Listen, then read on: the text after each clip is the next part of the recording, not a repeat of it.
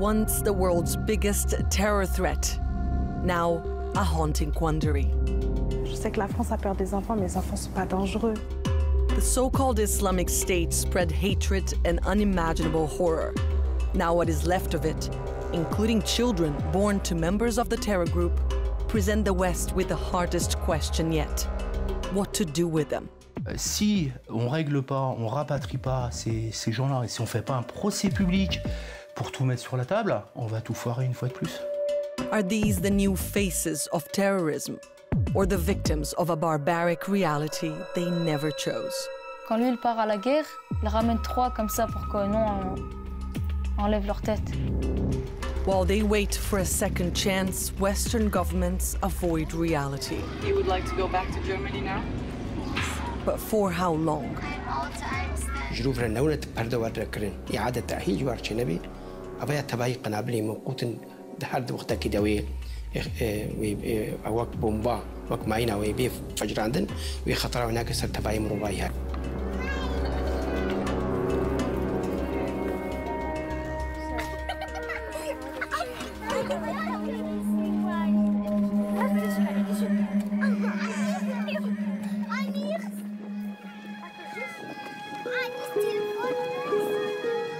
According to the UN Convention on the Rights of the Child, children have the right to life, to a name, to protection, to healthcare and education. But for a particular group of children now stuck in northeastern Syria, those rights seem like a distant reality. After surviving the horrors of war, just staying alive is an everyday battle. These are the children born to one of the most brutal terrorist organizations the world has ever seen. They are what is left of the so-called Islamic State, albeit unintentionally. كم كان عمرك عندما أتيت إلى دباغوس؟ دباغوس؟ نعم. كم 9. هلا عمرك 9 هلا عندما أتيت عندما كنت صغيرا. على مجال دباغوس؟ نعم. على الدولة؟ نعم.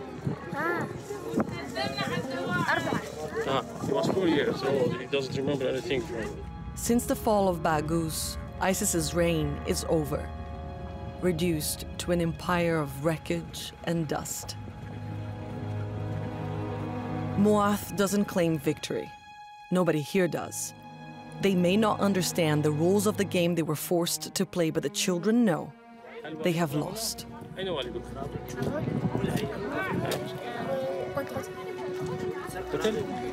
Mu'ath's father brought him from Dagestan, a country Mu'ath no longer remembers. After the fall of ISIS's last bastion in Syria, captured fighters were placed in detention, and their families in what amounts to internment camps in the northeast of the country. Al-Raj, near the border with Iraq, Ain Issa, near the so-called caliphate's former capital, Raqqa, and the biggest, most precarious, Al-Hol, now larger than the nearby town that gave it its name. Here, aid workers were told to prepare for an influx of 10,000 people.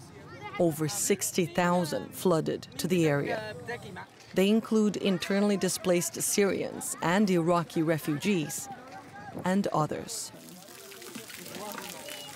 According to Kurdish officials, the camp of Al-Hol holds some 11,000 foreigners with perceived or actual associations with ISIS.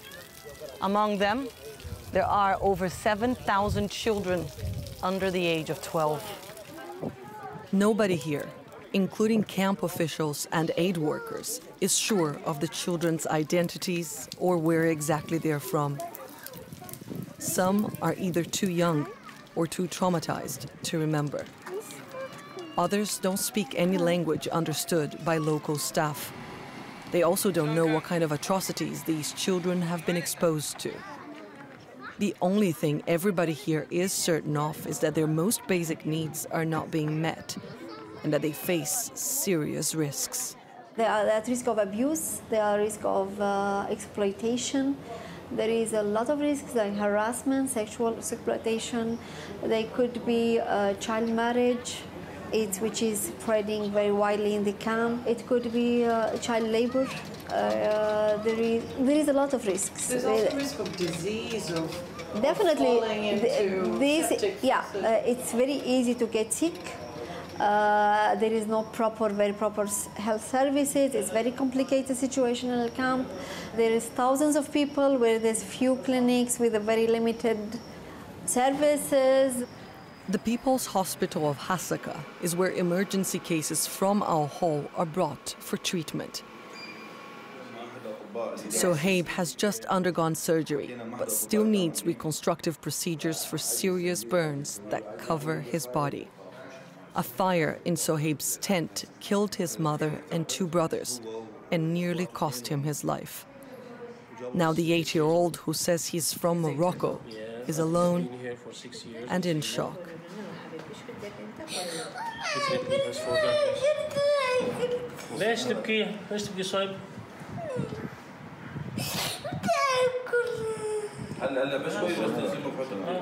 What caused the fire on Sohaib's tent will most likely not be investigated. But camp officials report that torched tents are a recurring form of punishment inflicted on those perceived as not following the laws of radical Islam in Al-Hol. Managing authorities say the rules of ISIS's caliphate live on here. مشاكلي وان هين هني راستي قال لك حالات عند مخيم دتشيبون ابغى دليلك وان هين مشاكلي وان هنا تنظري الكامبين دولتها داعش عسكريا انتهاب واللي هين فكريا هي موجوده بناف قال لك هذا ناف قال لك جماره مخيم ده. Who gave this to you? مين اعطاك هاي؟ مين اعطاك هاي؟ انا سويتها. The issue of how radical these people are has prevented many governments from taking back their citizens over fears they will pose a significant security risk. But could leaving them in these conditions be an even worse idea? It's very, very crowded. Under the tents, the families say it's unbearably hot. They have no potable water, very little to eat. Life here in Al-Hol is so difficult for these people that many have been telling us they miss the Islamic State. ما بأكل ما بغذاء ما بشيء حرب خضار فواكه لحمة ما في لحمة أطفال يأكل لحمة ليس بطاطا بيض نلقطها كذا نأكل منها ليس يعني إحنا أقوم متحدة بالمساجين وين راحت المساجين يعاملونا معاملة مو زينة You would like to go back to Daesh? The children of Al-Hol say they miss their old life too. Was he in Raqqa? كنت في رقة؟ إيه؟ How was Raqqa? كيف كان رقة؟ زين الحمد لله. كويس. كويس؟ ليش كان كويس؟ كله زين الحمد لله عندنا بيوت كاملة وعندنا كل شيء أحسن من يوجد كان. Do you like this camp? هل تهيب المخيم؟ لا ما ليش؟ حار كله حار وطايرين بالشموس حتى. ليش؟ الخيمة جامو وين تروح كلها شموس بس من دارس نوات تبارد نوات لا. كيف المدرسة هنا في المخيم؟ والله تقول لك والله صحيح زين. زين؟ والله مو زينة كل شيء زين. ما تدرس ما تعلم زين ليس مدرسة هنا؟ زين ايه ما تعلم مقدرة يا ولد شمله هذا الجهل ما تعرف تعلمه كلها انجليزي هذا اذا تنطيه عربي ما يعرف النوبه انجليزي مو زين المدارس لا المخيم زين ولا المدارس زين ولا كل شيء زين بالمخيم ولا حتى تعطونا غذاءاتكم مو زينه مو جيد المخيم حر وفطس وساجنين السجن ونروح للعراق شلون هسه I didn't get a chance to tell Nasser Iraq had reportedly agreed to repatriate some of its citizens from Syria. As many as 6,000 people were expected to return. For other foreigners, things aren't as clear. At the so-called annex, the section of our hall where they are held, we meet M from France. She agreed to speak to us under the condition we protect her identity. The 31-year-old is afraid of people's reaction if she is allowed to go back. Moi, je sais que je ne ferai pas de mal à une mouche. Maintenant, évidemment, je comprends qu'on ne peut pas me croire sur parole. She decided to leave her home country shortly after the attacks on the satirical newspaper Charlie Hebdo in 2015. Instead of opening her eyes to what the Islamic State was capable of, she says the attacks showed her a darker side of France. Et après, tout a changé. Les gens ont peur de nous, les gens ont commencé à nous menacer, à me menacer moi. Et quand ça m'a touché moi, bah là, j'ai dit non, j'y arrive plus, je peux pas. Il faut, je choisis un endroit qui m'appelle en fait. Viens, nous on te prend comme tu es. Tu veux cet islam que nous on appelle, viens avec nous. Et qu'est-ce que tu espères là maintenant? Parce que effectivement la France n'est pas en train de te dire viens, on te prend comme tu veux. Au contraire. Tu comprends la peur des gens actuellement? Tu comprends qu'ils puissent avoir peur de toi parce qu'ils savent pas trop? Oui, je comprends, mais moi aussi j'ai peur d'eux. J'ai peur. J'ai peur pour ma sécurité, pour la sécurité de mon fils. Et je crois que pour le coup, ils sont plus en force que moi. Moi, je suis toute seule, eux, ils sont des milliers. Donc, ils ont peur comme j'ai peur. Back in France, her father is also afraid, which is why we won't disclose his identity. He's afraid and angry. J'apprends un sentiment qui était loin de moi, mais très loin de moi. J'apprends la haine. Je les hais. Ces gens-là, nos gouvernements, je les hais. Voilà. On n'a pas le droit de laisser souffrir des enfants. On n'a pas le droit. The children he refers to include his grandchild, a 6-month-old baby who's stuck in a hole in what he describes as deplorable conditions. Les enfants qui boivent de l'eau croupie, les trucs qu'ils ont tous la diarrhée, etc., etc., etc. Ils vivent sous 50 degrés. Là, actuellement, on se plaint de la canicule parce qu'il fait 40 degrés en France. Là-bas, ils sont avec des mômes, avec de l'eau rationnée, qui est dégueulasse, qui est etc., tout ce qu'on veut. Il fait 50 degrés. Et on dit rien, et on fait rien.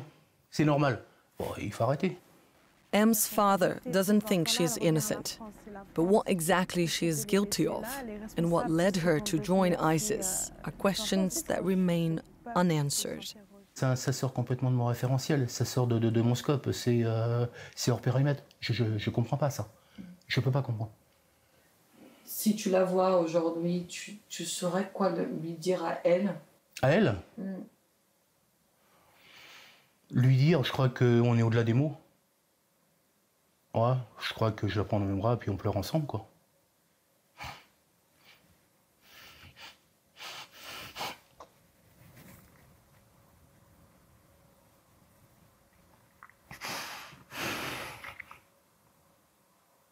Je sais pas.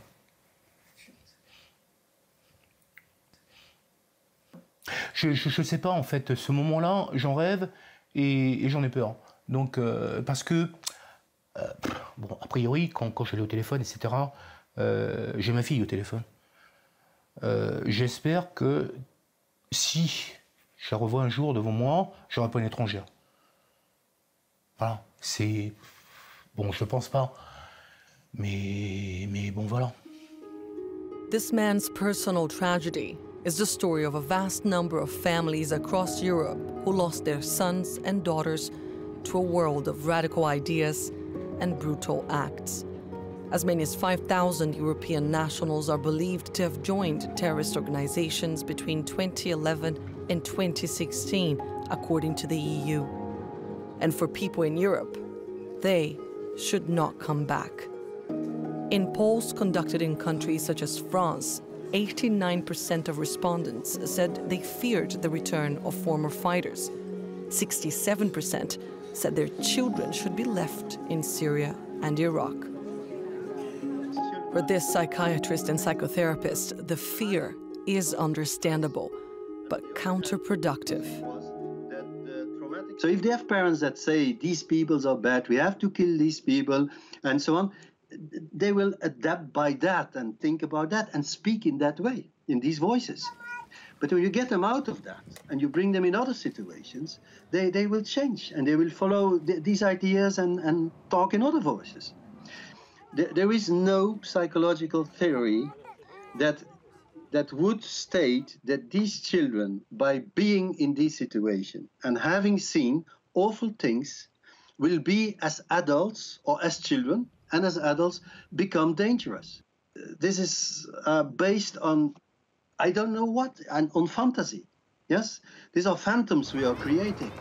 Professor Gerrit Lutz led a team of experts to northeastern Syria to evaluate the 51 Belgian children stuck in Al-Hol, Al-Roj, and Ain Issa.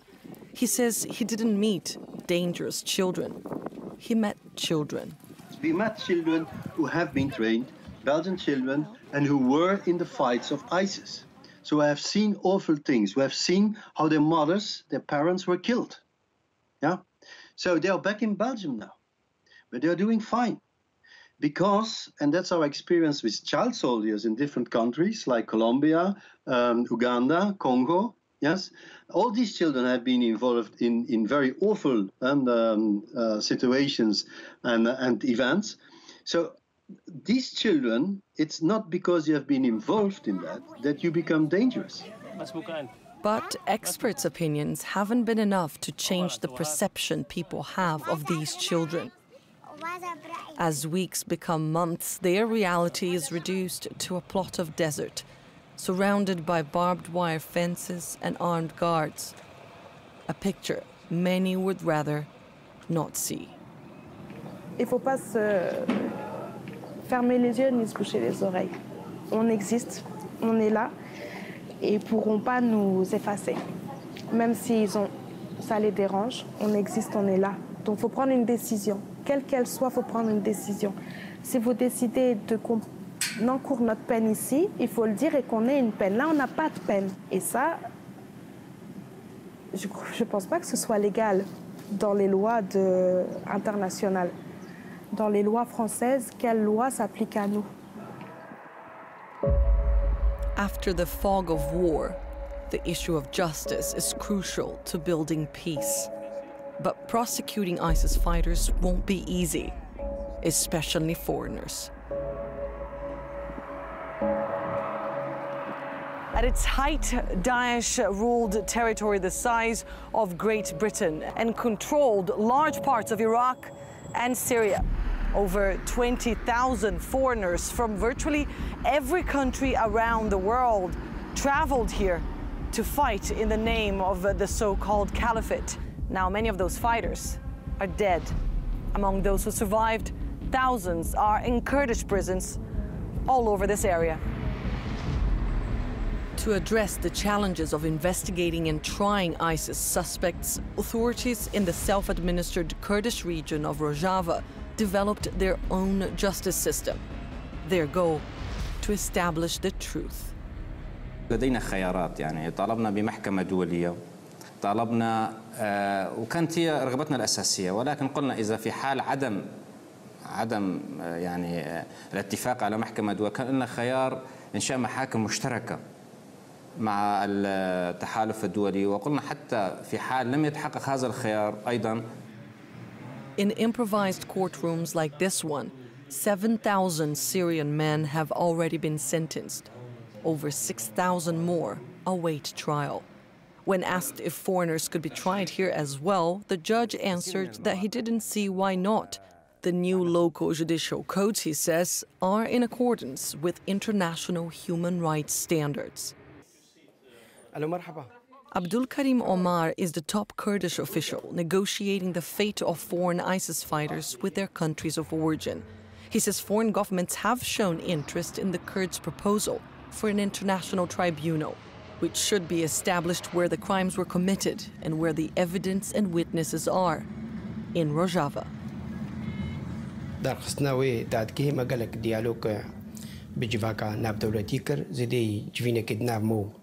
أمريكا دتشيبو جفيني نعمو بريطاني وفرنسي وهولندي وبلجيكي سويدي نرويجي دانماركي جفيني هاتنا بدرخستن جوي أباكرنا بدادجي.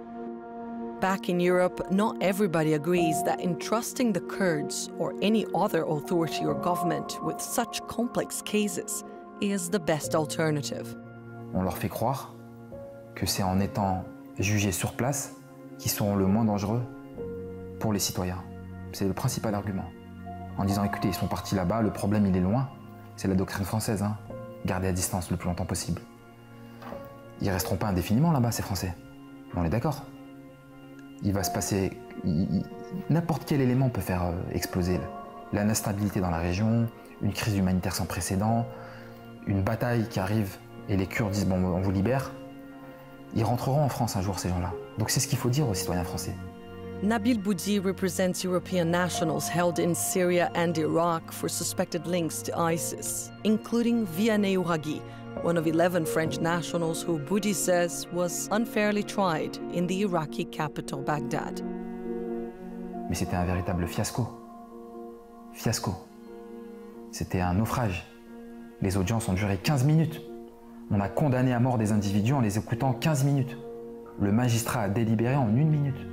C'est-à-dire, j'ai même pas le temps de finir ma phrase, qui prononçait déjà les peines de mort. At his home, Vianney's father, Jamel Ouraghi, accuses France of organizing his son's controversial transfer from Syria to Iraq. Écoute, les Kurdes, ils nous ont fait partir en Irak, et à la frontière d'Irak, il y avait les Français qui étaient là, on les entendait parler. Ouais, d'accord, ok.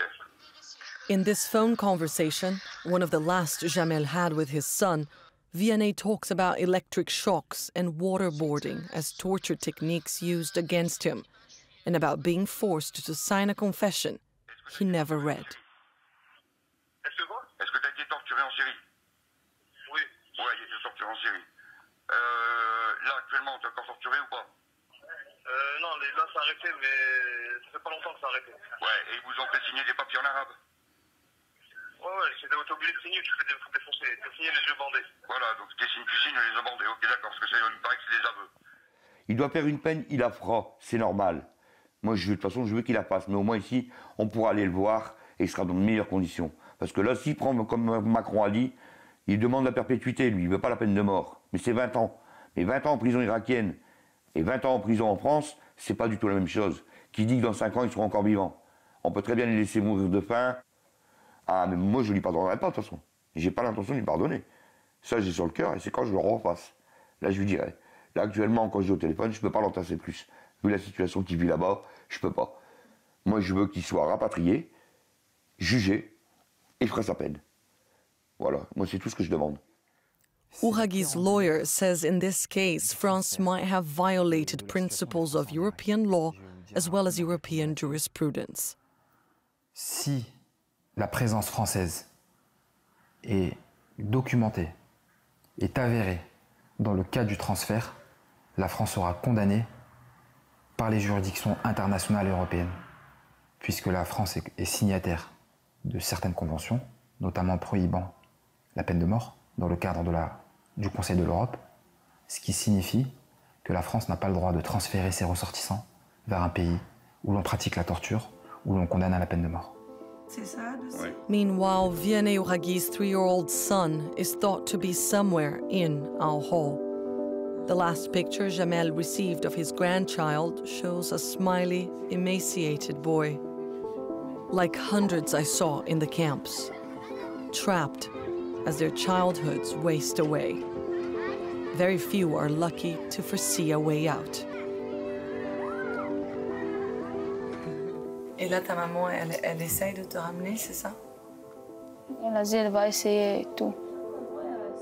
Guillaume, not his real name, was taken from Paris by his father 4 years ago.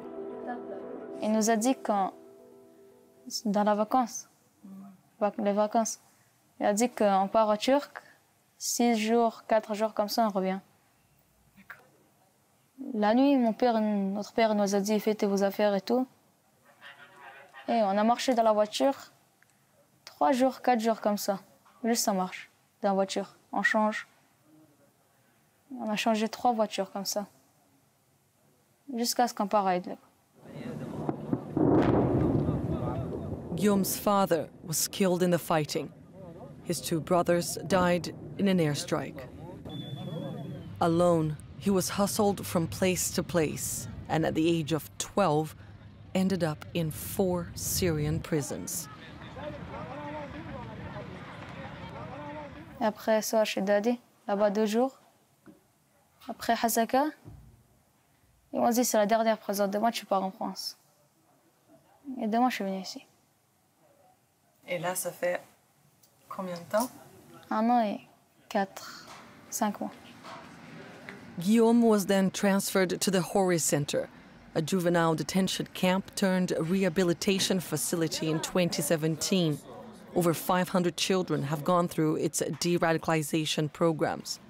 Today, the nearly 100 left include Russians, Finns, a 17-year-old from Trinidad, and Guillaume, who says he misses McDonald's, Disneyland, and his mother.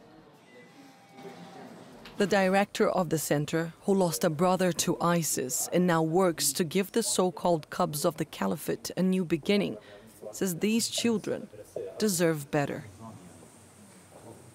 والله از وقت به اجویدری از دبیجمش هر دولت کی گو اف کسی هانا کیجی یعنی تطرس زارو کانینا وانه اف زارو گوت خوشی کدیده جیبانا وق اوروبا وانا کی خوشی کدیده بانا جکی وجهه بهته حالو وی پیشکتن کوي چې وارجی چې بیانی وقت به کارن استفاده جواب کن مستقبل د جکی گلک جوانا کین هات پرسه جواب کید بس خوازم بما تختور خوازم بما مهندس وک مشتر دا خویا کرن يعني وتشنا مازن جوادر كبن يعني. Exactly what kind of risk these children pose is something governments continue to grapple with. Victims and heirs of the so-called Islamic State, they now embody a dilemma for authorities that have yet to come up with policy to address their status. Under the current circumstances, Guillaume and everybody else here have a hard time dreaming about the future.